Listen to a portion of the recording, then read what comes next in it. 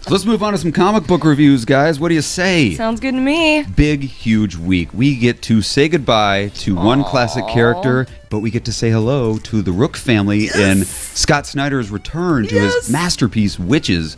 Shauna, I'm going to let you go first. Oh my gosh. Because I have not read Wytches yet.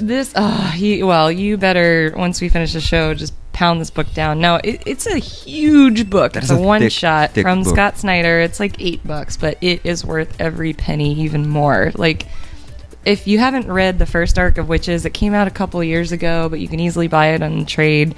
It's so good, and it's not your typical Wytches with pointy hats and broomsticks and all that. These witches are like creatures of the woods, and they eat children. They look like monsters. They are creepy as hell. And this book is just a one-shot, and it features two young boys, like in their 11, 12-year-old boys, Sebastian and Jackson. And Sebastian his family is part of the Irons group that are witch hunters.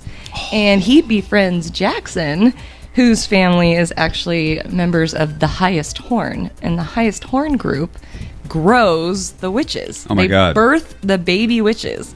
And so Sebastian's... We're birthing witches? Yeah. So Sebastian's family is intentionally in the neighborhood to kill Jackson's family before they birth a witch.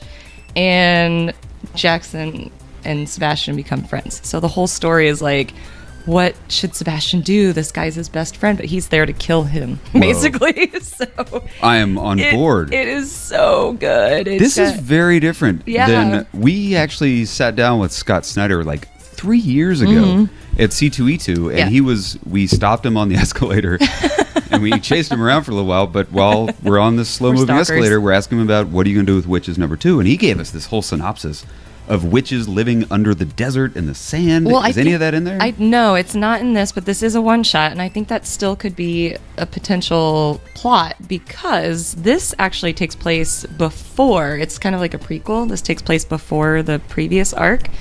And so the new second arc is going to feature a grown-up Sebastian, and he is going to be partnered with Sailor, who we know from the first comic. Yeah, the daughter. And they're both part of the Irons group, and so now they're the witch hunters. So oh my God. I know, it's going to be great. I am so on board with this. And, I know. And Scott Snyder can do no wrong. I know. The guy's and absolutely Jock. spectacular. Oh, the art is amazing, and the color by Matt Hollingsworth. Really? I thought Jock did the color, no? I did too, but not in this issue. He just does the penciling? Does it look the same art-wise as it feels the same masterful art from Wytches #1? And it was so cool to get back into that world, and it instantly, like, page 1 takes you right back into it. Wow. So, God bless you, Scott Snyder and Jock. This is amazing. I can't wait for 2019 for Arc 2. Oh my God, did they say what month it comes out? No, it just said 2019. Damn it. I know. We've waited for like 3 years for this book to come out. Well, I'm excited. I know. Wonderful synopsis, Shauna. Thank you very much.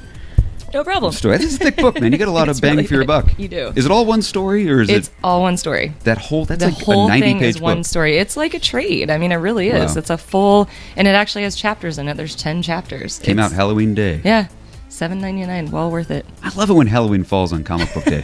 Halloween falls on a Wednesday. Some gold is gonna drop. Right? I know. Well, my comic book pick for this week, Ralph. This